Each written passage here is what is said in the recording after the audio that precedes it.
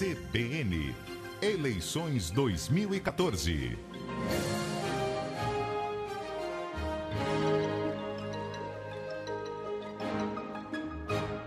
CBN São Paulo e CBN Campinas, neste momento em rede, para ajudar você a escolher justamente o seu candidato ao governo do estado de São Paulo. Você já escolheu? Já sabe em quem votar em outubro? A CBN segue com as entrevistas com os concorrentes ao Palácio dos Bandeirantes, abrindo espaço para discussão justamente dos principais desafios do estado. E não são poucos, nós estamos percorrendo aí o estado de São Paulo, muitos desafios na área de transporte, de educação, de saúde, e é justamente por isso que a gente abre esse espaço para esse debate. Você, ouvinte, pode participar mandando sua pergunta para cá, fabiola.cidral@cbn.com.br. Essa entrevista está sendo transmitida neste momento pelo nosso site, em imagem e também em som. Você pode acessar em www.cbn.com.br e você pode participar também pelo nosso WhatsApp, que é o 999-131-943. O nosso segundo entrevistado é Gilberto Maringoni, do PSOL. Ele nasceu na capital paulista, mora no bairro de Belém, tem 56 anos, é formado em arquitetura pela USP, doutor em História Social, jornalista, escritor e professor universitário. E depois de militar por 18 anos no PT, foi para o PSOL em 2005. Sua experiência nas urnas ocorreu apenas na eleição de 2012, apesar de toda essa trajetória política.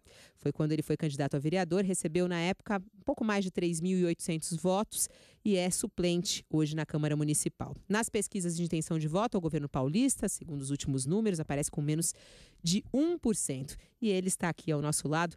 Bom dia, candidato Gilberto Maringoni. Bom dia, Fabiola. Bom dia aos ouvintes da CBN. Bom, nós acompanhamos ontem uma reintegração de posse que acabou terminando com muita destruição, muita confusão no centro de São Paulo, ao longo de todo o dia, no período da manhã, no período do almoço, no período do final da tarde. De um lado, o desespero de mais de 300 famílias por moradia, que moravam num prédio ocupado. Por outro lado, o rastro da violência também, né? A dificuldade do controle ali. Lojas foram saqueadas, pessoas ficaram feridas, um ônibus foi incendiado em frente justamente a um dos nossos grandes patrimônios aqui, que é o Teatro Municipal, e pouquíssimos metros da Prefeitura de São Paulo. Se o senhor fosse governador, como é que o senhor lidaria com uma situação como essa? Olha, em primeiro lugar, eu tentaria evitar que a situação chegasse a esse ponto de você ter uma explosão social desse tipo em São Paulo, porque a ocupação é um sintoma e não é causa de um problema. A gente tem aí estimado, e esse número é muito difícil de ser avaliado, mas um déficit de moradias, quer dizer, faltam casas entre 750 e 1 milhão de pessoas no centro expandido de São Paulo. É muita coisa. Ao mesmo tempo, você tem um número de imóveis desocupados nessa mesma região que chega, segundo também estimativas de urbanistas, entre 25% e 30%.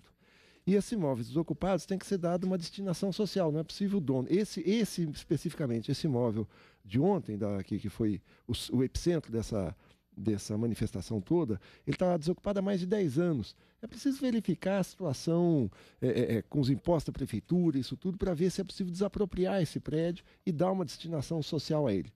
Agora, esse enfrentamento a gente precisa examinar direito o que é, porque não me parece que o enfrentamento, que a depredação e o incêndio de ônibus foi motivado pelo sem-teto. Agora o senhor falou, por exemplo, justamente desse enfrentamento. Ao longo do dia, até acompanhei nas redes sociais, o senhor criticava a ação da polícia, né? Como a polícia deve agir, então?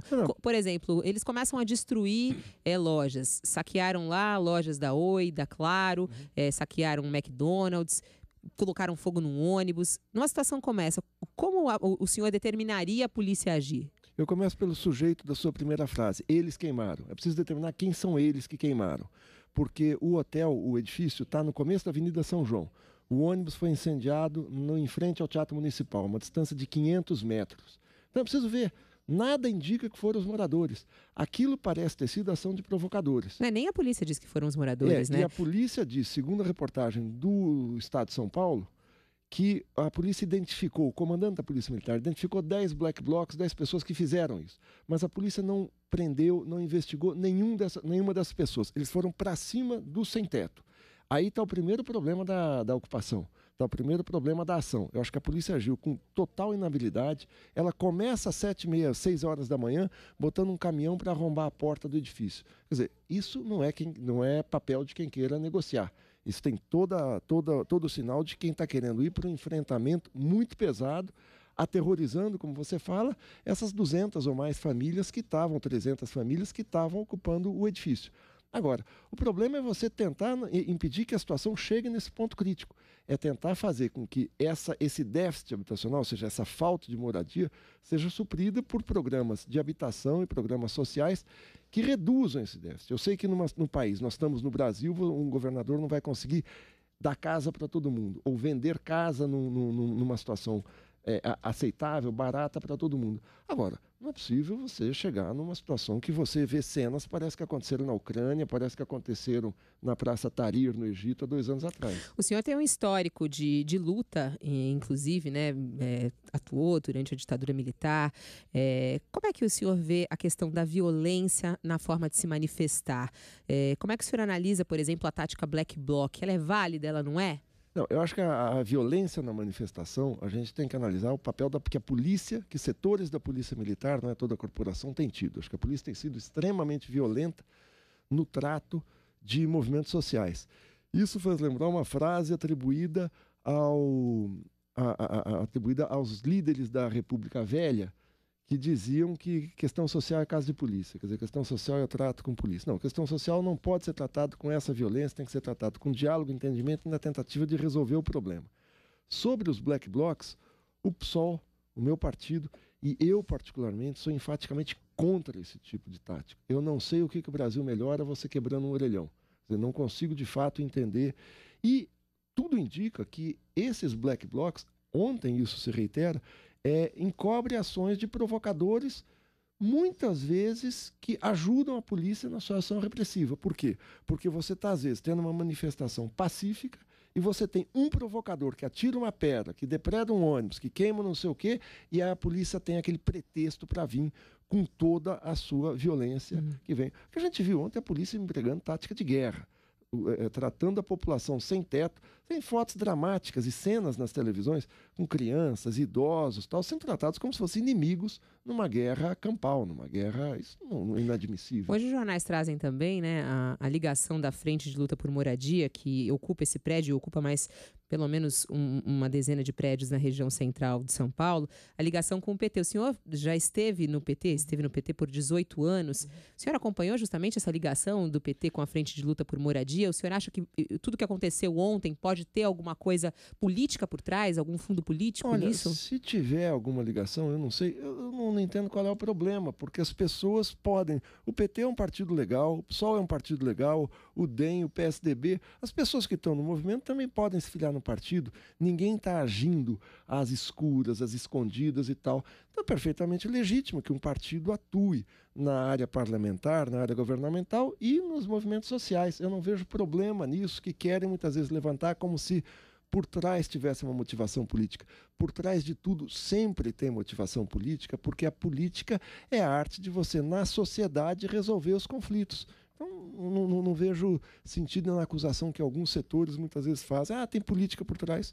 Tem política por trás, pela frente, dos lados, em cima e embaixo, em todo lugar na sociedade, em qualquer ação social.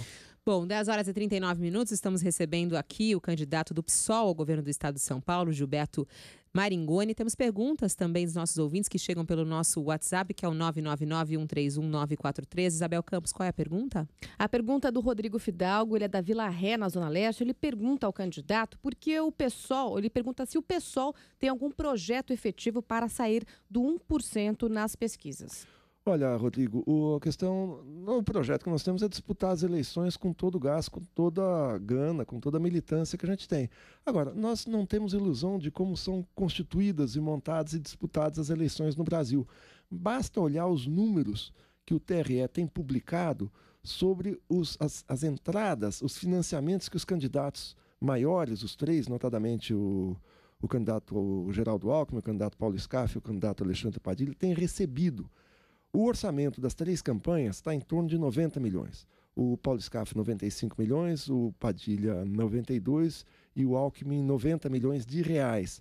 É um dinheiro que está entrando, e o TRE está mostrando, pela mão de empreiteiras e bancos. E o engraçado é que são empreiteiras que trabalham para o governo do Estado. A CR Almeida, por exemplo, que é uma das maiores doadoras da campanha de Geraldo Alckmin, é a mesma que é ré numa ação da Justiça, eu não estou fazendo nenhuma acusação, está na imprensa, na ação do cartel de trens. Então, eu acho inadmissível que uma empresa que trabalha para um governo financie o candidato desse governo.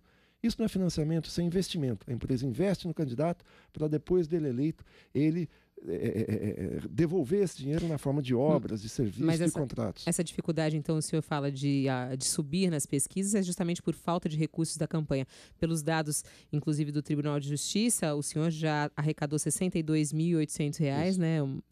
E gastou 72 mil, gastou mais, está devendo Estamos já. com déficit e queremos contribuição aí de quem quiser contribuir. E esse dinheiro vem de onde? Esse dinheiro é principalmente de particulares, de amigos, doações individuais.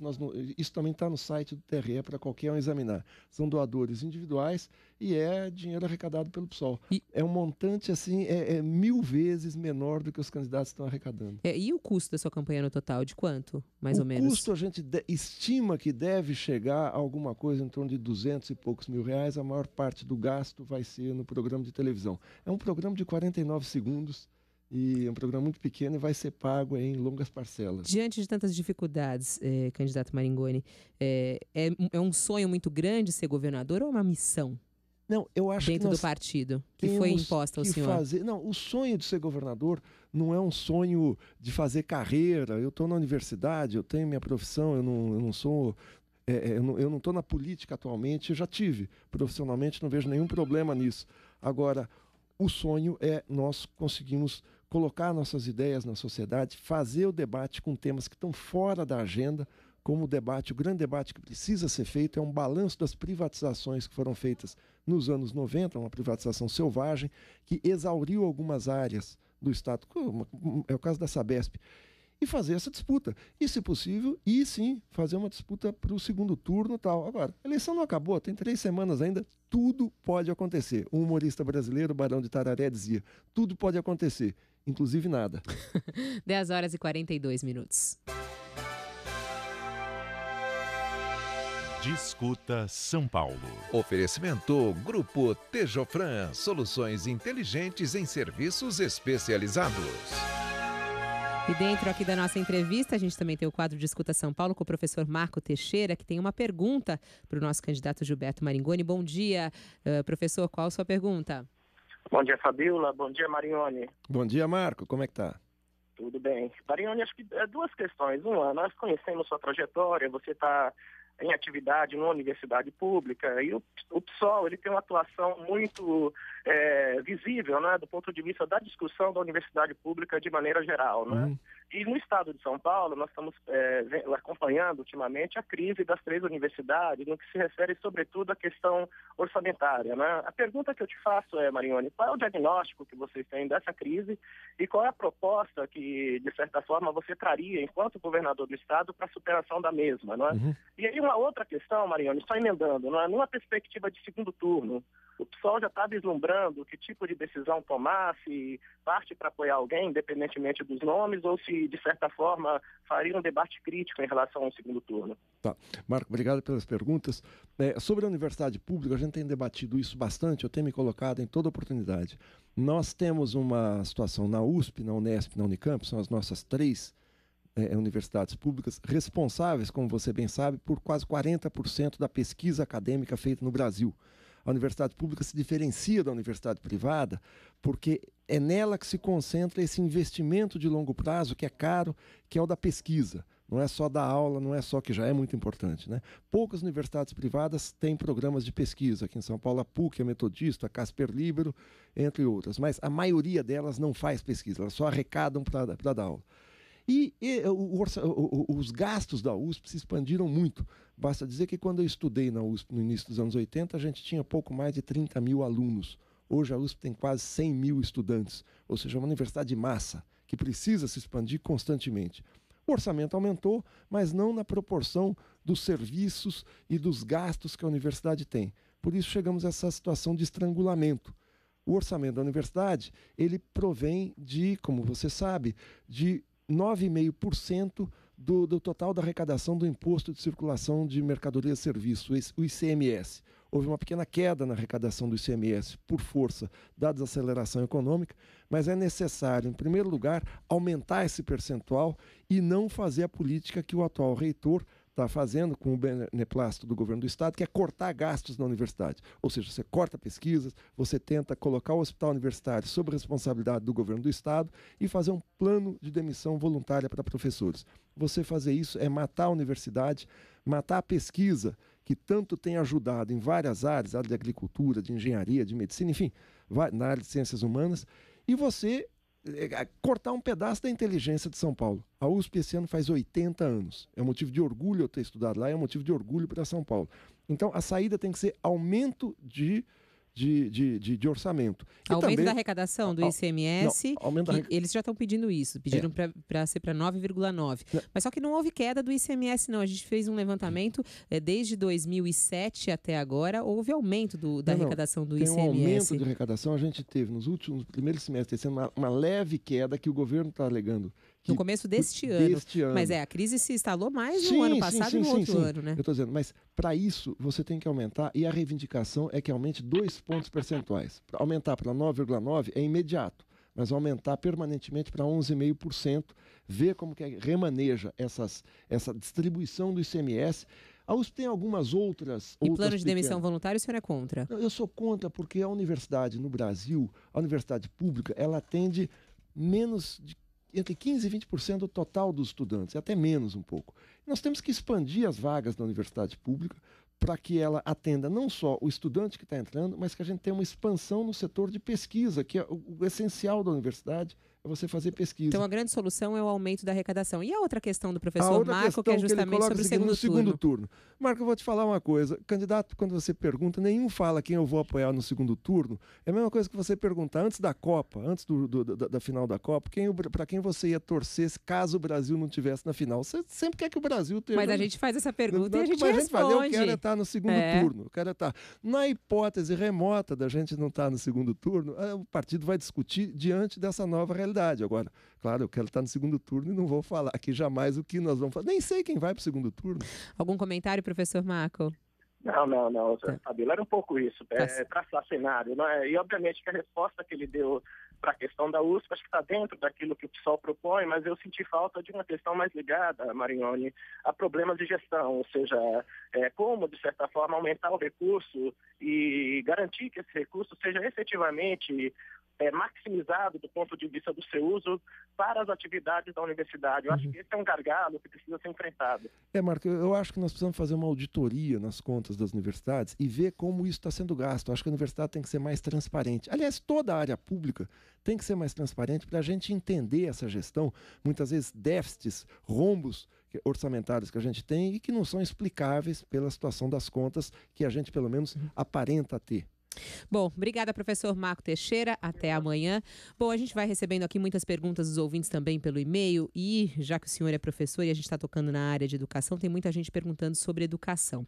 É o caso do Felipe Matos, ele quer saber quais são as medidas que o senhor tomaria em relação ao ensino no estado de São Paulo, principalmente em relação à aprovação automática nas escolas, que, na opinião dele, só alimentam a má formação escolar e social dos nossos garotos. O Felipe Matos, que é de São Bernardo do Campo. O Edu também escreve a respeito disso, quer saber qual o seu projeto eficiente, pergunta ele aqui na área de educação, para o aumento dos salários e respeito aos professores que educam esse país. E aí, já que a gente está falando de educação, já emendo a pergunta também sobre educação, que no último SARESP, que é o Sistema de Avaliação do próprio Estado, a gente revelou aqui que o nível do ensino médio é um dos piores dos últimos 6 anos, notas de português e matemática caíram, as reclamações são constantes de pais, alunos que não conseguem aprender, saem da escola sem aprender. Como o senhor pretende melhorar a educação do Estado de São Paulo? Bom, primeira pergunta do Felipe sobre a aprovação automática. Felipe, não existe aprovação automática. Isso é o que estão falando alguns candidatos, notadamente os 3 maiores, o Alckmin, o Padilha e o SCAF. O que existe é um projeto de progressão continuada. Progressão continuada, as minhas filhas estudaram na escola pública municipal há 20 anos atrás, quando a progressão continuada foi implantada. Ela se deu por uma ideia muito generosa. O aluno, ele seria aprovado, ele tem todo mês, ele tem prova, ele tem boletim, ele tem tudo isso, mas a passagem de um ano para outro, ao invés de ser feita anualmente, a cada 12 meses, ela é feita a cada 36 meses. Você tem ciclos de 3 anos, 2 ciclos de 3 e um de 2, até você completar 8 anos do ensino fundamental. Isso foi feito pelo seguinte: O aluno de baixa renda, muitas vezes, entra na escola no primeiro ano e é reprovado na primeira série. Aí ele volta a cursar o primeiro ano. Se ele é reprovado de novo, a frustração dele e da família é tamanha que ele sai da escola. O índice de evasão era altíssimo. Então foi implantada essa ideia da educadora argentina Emília Ferreiro, que deu muito certo em vários países, mas ela tem que ser acompanhada de uma melhoria do nível, da qualidade do ensino, para que ela possa ser realmente uma medida efetiva. Acabar hoje com a progressão continuada, como estão falando os candidatos, tem um nome, é demagogia. Isso não vai melhorar em nada o ensino público. E como melhorar a qualidade da educação para que os alunos aprendam na escola? Olha, não tem segredo, tem que ter investimento. E o investimento se refere aqui à segunda pergunta, a questão do aumento salarial dos professores. Atualmente, os professores da rede estadual ganham menos do que os da rede municipal. Ganham quanto? Qual é o salário hoje? O salário base começa com cerca de 2.200 e a progressão vai a partir daí, mas a carreira, ele demora muito para passar. E qual seria o salário ideal? Qual é o salário que o senhor daria ao professor? A gente tem o salário ideal em toda a carreira do funcionalismo. O que eu adotaria seria o salário mínimo que o DIEESE coloca hoje para todas as categorias, é começar com R$ 3.079. Agora, eu já vou falar de onde vem o dinheiro, porque não basta você falar que vai aumentar, vai construir, vai fazer, você não fala de onde vem o dinheiro. Eu só quero dizer por que melhorar o salário é fundamental. Porque o professor atualmente dá aula de manhã no Estado, dá aula à tarde na prefeitura e à noite ainda faz um bico numa escola particular. Ele tem 400, 600 alunos por mês, tem que preparar a aula, tem que corrigir trabalhos e, geralmente, na prova, ele não dá a prova discursiva, ou seja, para o aluno escrever. Ele dá teste porque isso ele pode corrigir num final de semana, ele tem tempo para corrigir. Com isso, eu tenho conversado com vários educadores, os alunos não escrevem mais. Os alunos de português não fazem uma redação, respondem teste A, B, C ou D ou nenhuma das anteriores. Isso é que está levando a uma queda de nível na qualidade que o Saresp tem avaliado. Você não escreve, você não precisa mais demonstrar as operações que você faz em matemática e nem o raciocínio em história, geografia e tal. Então, mudar isso é um impulso gigantesco para a gente aumentar a qualidade, aumentar o salário para que o professor possa se dedicar à preparação de aula, à correção de trabalhos e a fazer cursos de reciclagem. Além disso, você tem que equipar as escolas, tem que ter laboratório e biblioteca, tem que estar em todas as escolas. 40% das escolas, mais ou menos, no estado não tem. E não adianta dizer que a gente pode fazer experiência no computador, que a Wikipedia resolve os problemas de pesquisa. Não, a escola tem que ser equipada. Isso precisa de dinheiro. Bom, além de CBN Campinas, CBN São Paulo, a região também de Rio Preto está conosco, CBN Rio Preto também conosco. E tem perguntas chegando de lá, o ouvinte quer saber em relação a pedágios. Ida e volta de São Paulo para Rio Preto custa R$ 147 só em pedágios. O ouvinte quer saber o seguinte, para amenizar esse problema, o que o senhor pretende fazer? Como é que o senhor analisa justamente a questão dos transportes no estado de São Paulo, das estradas que são terceirizadas, na verdade, né, que foram privatizadas, e também o transporte de cargas, que acabam trazendo muitos problemas para a nossa rede estadual de estradas? Olha, eu não peguei o nome do nosso ouvinte. Eu também não tenho. É Alexandre. Olha, eu também fico escandalizado, porque eu tenho viajado o estado e um gasto da nossa campanha, do nosso magro orçamento, tem sido nos pedágios. Eu falei num debate de televisão, são verdadeiros assaltos que nós sofremos. Você tem mais ou menos 250 pontos de assalto / pedágio no estado de São Paulo. Para ir aqui descer ao litoral, eu pago R$ 22. Para ir a Rio Preto, como você falou, são 147. Isso o transporte de passageiros. O transporte de cargas é muito mais. Isso incide no encarecimento de cada mercadoria que você tem. Seja uma fruta, seja produtos industrializados. E essa situação dos pedágios precisa ser revista. O governo do PSDB vendeu quase todo o estado de São Paulo nos últimos 20 anos. Venderam metade da Sabesp, venderam as estradas na forma de concessão, as ferrovias, e eu sou de Bauru, uma cidade que cresceu em torno da ferrovia, a ferrovia está sucateada, as empresas de energia, de telefonia, COSIP, enfim. No caso das estradas, as concessionárias não apresentam um serviço à altura do que elas cobram. Você veja a rodovia dos imigrantes. Quando eu estudei arquitetura, ela tinha acabado de ser construída. Ela é um prodígio da engenharia nacional, porque ela, ao contrário da Anchieta, ela não dá a volta na Serra do Mar. Ela perfura túneis, ela tem aqueles elevados que são uma invenção mundial, a maneira como aquilo é fixado na rocha. Bom, isso foi construído pelo Estado. A iniciativa privada pegou aquela estrada prontinha e o melhoramento que deu foi praça de pedágio e pinta uma faixa aqui e ali, tira umas pedrinhas que rolam dos túneis. Agora, construir estrada, não constroem. Por quê? Não é porque ela é malvada? Não, porque ela é malvada. Porque o investimento de longo prazo, quem faz é o Estado. A iniciativa privada quer retorno imediato. É preciso fazer uma auditoria nesses contratos. Esses contratos são leoninos a favor das concessionárias, baixar o preço dos pedágios e, no limite, empresa que não estiver dando um retorno satisfatório, a concessão tem que ser cassada, como qualquer serviço público em que os serviços não estão a contento de acordo com a demanda da população. Um eventual governo do PSOL não teria parceria público-privada? Não, um eventual governo do PSOL vai examinar as parcerias público-privadas e vai ver em quais delas você tem que fazer auditoria, você tem que fazer um processo, melhorar e, no limite, se não tiverem cumprindo a contento o seu papel, vão ser cassadas. Agora, por exemplo, até mesmo da crise hídrica, né? Pior que a gente vive. O senhor fala muito sobre a questão da Sabesp, do governo voltar a assumir todas as ações da Sabesp, né? Que hoje quase a metade das ações não estão na mão do governo. Como faria isso? De onde sairia esse dinheiro para retomar isso e como é possível fazer isso? São duas questões. Mas a primeira coisa que eu queria falar é o seguinte: crise hídrica é o modo tucano de falar de falta d'água. Vamos falar as coisas pelos nomes que elas têm. É falta d'água. As pessoas em Itu, em vários bairros, estão sentindo. E nós precisamos ter consciência o que é a Sabesp. A Sabesp atende 340, metade dos municípios de São Paulo são atendidos pela Sabesp. Ela foi vendida na Bolsa de Nova York, como eu tenho falado em várias oportunidades, metade dela foi vendida. Então o lucro da Sabesp, quando ela lucra, 1/3, 40% vai para esses investidores privados. É um vazamento de dinheiro para a mão dos investidores. Eles têm direito de fazer isso? Tem, eles compraram. O errado foi vender. O Estado precisa recuperar. Como é que recupera? É uma medida de força? Não, é uma medida de mercado. Você injeta dinheiro na parte pública, ela aumenta de tamanho e se chama capitalizar a empresa. E na baixa das ações, você vai comprando essas ações. Da onde vem o dinheiro? Esse é o pulo do gato, que nenhum candidato fala. Eu vejo candidatos dizer que vai construir 1 milhão de casas, aí o outro, como se fosse numa gincana, fala que vai construir 2, outro fala que vai construir 3 milhões, vai construir não sei quanto de metrô. Ninguém fala, cadê o dinheiro? O dinheiro está o seguinte: São Paulo tem uma dívida ativa de 190 bilhões de reais. 190 bilhões de reais é o tamanho do orçamento anual do Estado. O que é dívida ativa? Dívida ativa é a dívida de empresas, sonegadores que têm com o Estado foi cobrar, os devedores entraram na justiça, escorreu por 20 anos em todas as instâncias do judiciário e o judiciário falou, essa dívida existe, tem que ser cobrada. Por que não é cobrado? É uma boa pergunta a ser feita ao governador do Estado. Muitas são grandes empresas que têm negócio com o Estado.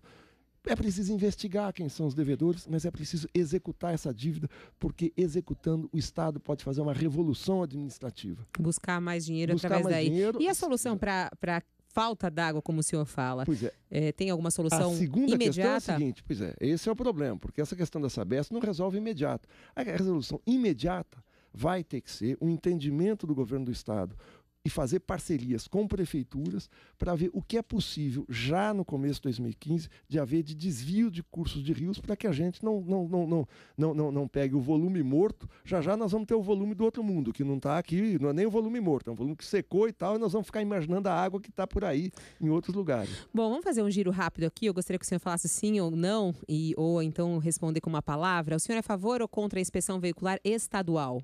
Eu sou a favor que a gente tente... Não. É porque tem que ser sim ou não para a gente conseguir falar tudo. Período integral nas escolas? Sim. Sim. O uso de rostos cobertos nas manifestações? Não, mas nem na polícia. Operação delegada? Sim. Racionamento de água? Não, nós vamos fazer rodízio, ver o que é possível fazer agora. Multa por desperdício de água? Nós temos que premiar quem economiza. Monotrilho, o senhor é a favor ou contra? Favor.